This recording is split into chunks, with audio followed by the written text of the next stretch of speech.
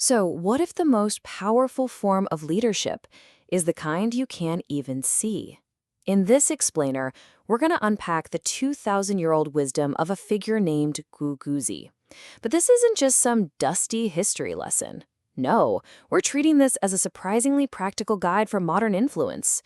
We're going to explore a philosophy where real power isn't about grabbing the spotlight, but about creating the conditions for other people to shine. Okay, let's set the scene.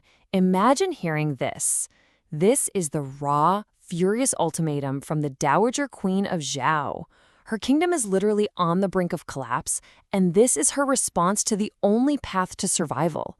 It really sets the stage for a diplomatic mission that seems completely, utterly impossible. So here's our central conflict. You've got a kingdom that's under attack, and a queen whose love for her son threatens to doom them all.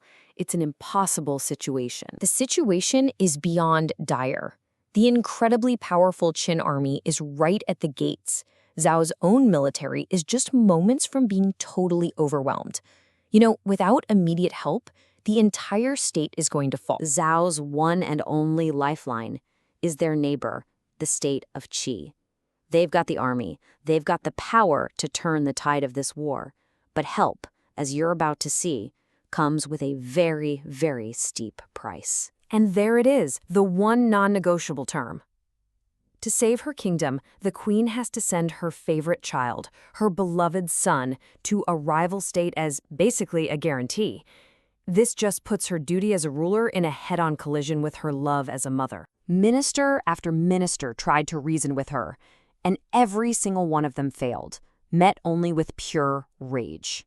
So this is where our protagonist, a minister named Chulong, comes in.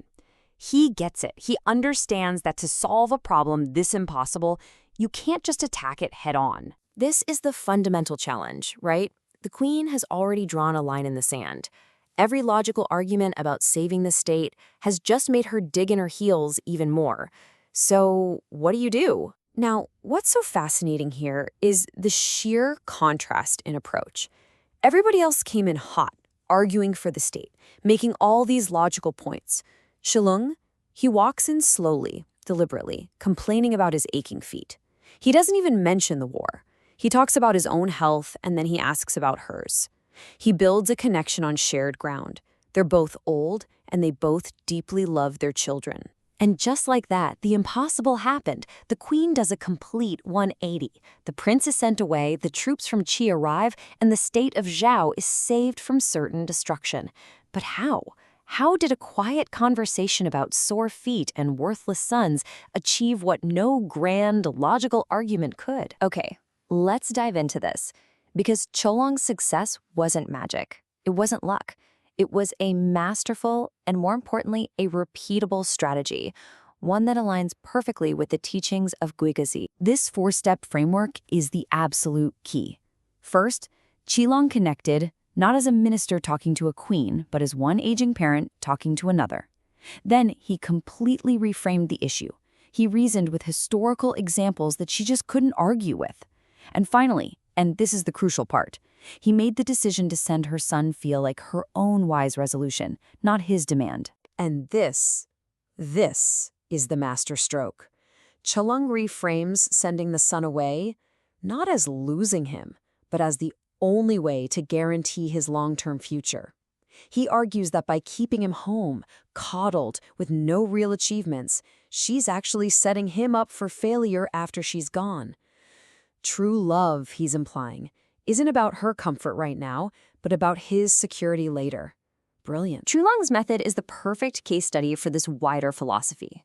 See, Guiguzi isn't about a bunch of clever tricks. It's about a deep, deep understanding of human nature and how to get things done, sustainable things, with the least amount of friction possible. This whole philosophy is built on these powerful paradoxes that kind of mess with your head.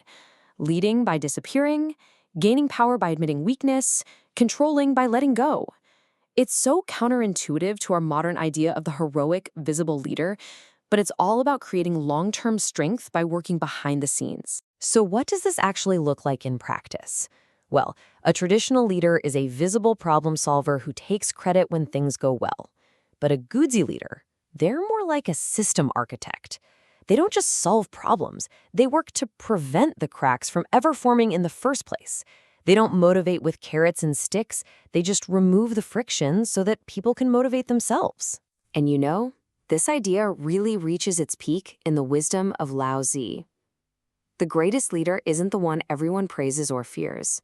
The greatest leader is the one whose influence is so profound, so woven into the fabric of the system, that when success is finally achieved, the people genuinely believe they accomplished it all on their own. All right, so the big question is, how does this ancient philosophy actually apply to our world today?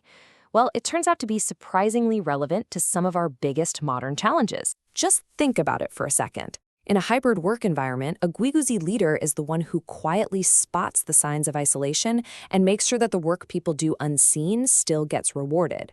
With younger generations, they don't just impose a mission, they co-create it to build real commitment. And with something like AI, they're fixing the cracks before they happen, by auditing for bias before it can cause any harm. Here's a practical takeaway for you. After your next big decision as a leader, ask yourself these 4 questions. This isn't about whether you got the outcome you wanted. It's about how you got there. Did they feel free? Did they grow? Was your hand invisible? Did the whole system get stronger? If you can answer yes to all 4, you're leading the Guiguzi way. And this brings us to the ultimate goal, this beautiful metaphor. It's about leading not like an engineer building a cold machine, but like a gardener tending to a living ecosystem. Your role isn't to force growth, it's to create the conditions. The rich soil, the right amount of sun, where people can choose to bloom all on their own. The greatest legacy isn't the monument you build to yourself, but the garden you leave behind.